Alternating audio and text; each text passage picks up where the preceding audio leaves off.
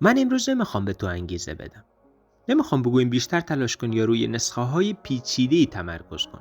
فقط میخوام یک سوال ساده بپرسم. سوالی که شاید پاسخش کلیدی باشه. برای درک یک شکست بزرگ جمعی آماده ای؟ آخرین باری که یک کار رو بدون وقفه، بدون چک کردن موبایل، بدون پرش ذهنی و با حضور کامل انجام دادی کی بود؟ واقعا کی بود؟ نه وقتی که مشغول بودی، بلکه وقتی که غرق شده بودی. ممکن است جوابش هفته پیش باشد، ماهی پیش باشد، یا شاید آنقدر زمان گذشته که به خاطر نمیآوری. همین الان داخل کامنت این ویدیو برایم بنویس. یادت نیست؟ یا اگر یادت هست بگو آخرین بار چه کاری را با آن تمرکز کامل انجام دادی. صادقانه میخوام بدانم این حس، این فراموشی چقدر بین ما مشترک است. اگه جواب یادت نیست، بدان که تو تنها نیستی. مشکل تنبلی یا ضعف تو هم نیست. مشکل این است که تمرکز ما تکه تکه شده. ذهن ما خسته نیست، پراکنده است. ما به لحظه‌ای تاریخی و عجیب قدم گذاشته ایم. و تمام اطلاعات بشر دسترسی داریم. اما نمیتونیم یک مقاله 10 دقیقه‌ای را تا انتها بخوانیم. به همه افراد وصلیم، اما یک مکالمه 15 دقیقه‌ای بدون نگاه به صفحه تبدیل به یک اتفاق نادر شده است. این یک ضعف اخلاقی نیست. این نتیجه طراحی یک سیستم است. سیستم هایی که هر اعلان، هر نوتیفیکیشن، هر اسکرول بی پایان برای دزدیدن توجه تو و پروش آن به تبلیغ دهنده طراحی شدند. در این جهان تمرکز عمیق دیگه حالت پیشفرض ذهن ما نیست. یک مهارت فراموش شده است. مهارتی که مانند یک عضله رو به تحلیل نیاز و بازسازی عمدی دارد. ما فکر میکنیم تمرکز یعنی زور زدن. مثل اینکه بخوای با فشار آوردن به شقیقه‌های افکارت را کنترل کنی. میگوییم باید حواسم رو جمع کنم. اما حقیقت تلخ و ساده این است: تمرکز با فشار به دست نمی آید. با حذف به دست می آید. و اینجاست که ما بر روی تردمیل حواس پرتی افتادیم. تمام روز در حال دویدنیم. انرژی مصرف میکنیم اما درجا میزنیم. کار میکنیم اما خروجی نمیگیریم. خسته میشویم اما احساس پیشرفت نمیکنیم. نه به خاطر کم استعدادی، بلکه چون سوخت ذهنیمان در جنگ با مزاحمت‌های بی‌پایان می‌سوزد. برای حل این معضل باید دشمن را بشناسیم و دشمن مغز خود ما هست.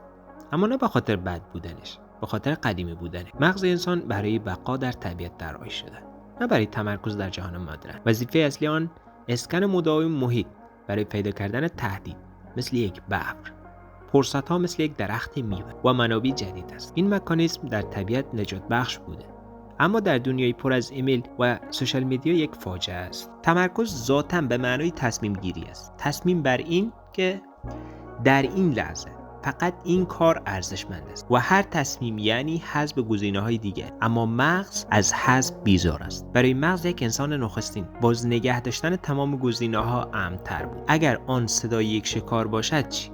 اگر آن میوه سالم‌تر باشد چی؟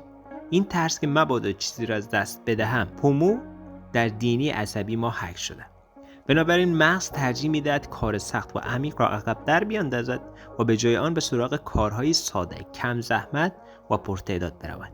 چک کردن ایمیل، اسکرول شبکه‌های اجتماعی، مرور اخبار و در پایان روز با خستگی عصبی فریاد میزنند. دیگه هیچی نمیتونم. در حالی که در واقع خسته از تعویض مکرر بین صدها محرک بی ارزش است. اینجاست که بزرگترین اشتباه رو میکنیم. فکر میکنیم مشکل کمبود انگیزه است، در حالی که مشکل اصلی کمبود وضع کلاریتی است. وقتی دقیقاً نمیدانی چی میخوای انجام دهی و نقطه پایان کار را واضح نمیبینی، ذهن مانند یک قایق بی موتور در امواج حواس پرتی سرگردان میشود. تمرکز نتیجه عضو است، نه علت آن. پس راه حل چی است؟ راه حل تغییر سیستم است، نه تلاش بیشتر.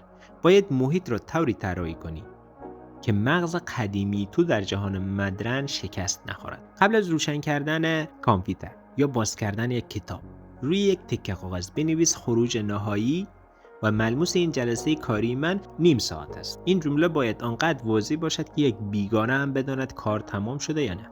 مثلا نوشتن 400 کلمه از بخش مقدمه پروژه یا طراحی 3 اسلاید اول ارائه، نه کار روی پروژه تصمیم بگیر فقط یک پنجره زمانی مقدس داری، مثلا 25 دقیقه.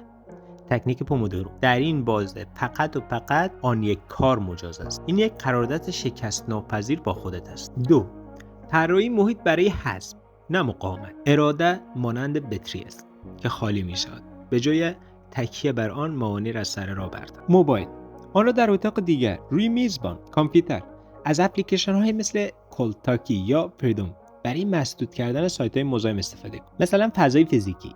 میزت را از هر چیزی که به کار فعلیت رفت نداره خالی کن. فقط ابزار لازم را داشته باش. اگر سال‌هاست چند وظیفگی کرده انتظار 2 ساعت تمرکز عمیق مانند انتظار 2 ساعت دویدن از کسی که سالها نشسته است. شروع کن با 15 دقیقه تمرکز کامل. فقط 15 دقیقه، اما در این 15 دقیقه سرسپرده و حاضر باش. بعد از آن 5 دقیقه استراحت و واق بدون سفرنمایش. این 15 دقیقه از 2 ساعت کار نیمه حواس جمع به مراتب ثمر بخش‌تر است. اینجای ویدیو رو نگه دار. یک قلم و کاغذ بردار. مهمترین کاری که باید فردا انجام دهی چیست؟ حالا آن را به کوچکترین، واضح‌ترین و غیر قابل تفکیک‌ترین قدم اول تبدیل کن. مثلا ارسال ایمیل با آقای اکس تبدیل می شود به باز کردن جیمیل، 2 نوشتن مد سلام آقای اکس پیرو گفتگوی ما. این را بنویس، حالا ادامه این ویدیو رو ببین. این فقط حرف نیست، این یک فراخوان عملی است. من تو رو به چالش 15 دقیقه‌ای تمرکز عمیق دعوت میکنم. فردا در اولین فرصت کاریت دقیقاً طبق دستورالعملی که گفتم، یک کار، یک تایمر 15 دقیقه‌ای و حذف کامل هر گونه عامل حواس پرتی. فقط 15 دقیقه. سپس برگرد زیر همین ویدیو برای این بنویس که چه حسی داشت. آیا متفاوت بود؟ من شخصا فاسخ‌هایت را میخوانم. تمرکز واقعی قول معجزه نمیدهد. قرار نیست تو را به یک نابغه یک شبه تبدیل کند.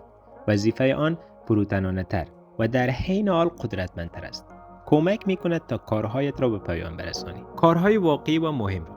و انسانی که کارهای مهمش را به پایان میبرد، زندگیش به شکل پایدار، غیر قابل انکار، واقعی پیش میرود. آهسته، بی‌حاشیه، اما به اعتماد به نفس حاصل از انجام کار. اگر این نگاه برای تازه و کاربردی بود و به دنبال انگیزه‌های زودگذر و شعارهای پوچ نیستی، کانال ما را سابسکرایب کن. میتواند یک شروع همکاری باشه. ما اینجا قرار نیست هر روز با 10 تکنیک ذهنت رو شلوغ‌تر کنیم.